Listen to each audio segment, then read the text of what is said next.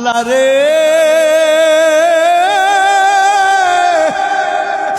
এই গুনাহগুলি নিয়া তোমার দরবারে কেমন করে হাজির হব আল্লাহ, বড় ভয় লাগে, অন্তরের ভিতরে বড় ভয় জাগে গো আল্লাহ। তবে আমি একটা কথা জানি আল্লাহ গো, মানুষ যতই গুনাহ করুক না কেন, মানুষের এই গুনার শেষেও তো তোমার রহমত আছে গো আল্লাহ। আল্লাহ আমি শুনেছি মানুষের গুনাহ যতই বড় হোক না কেন আল্লাহ, মানুষের গুনাহ থেকেও নাকি তোমার রহমতের দরিয়া আরো বিশাল। ও গো মালিক, জীবনে তোমার সিজদা দেই না,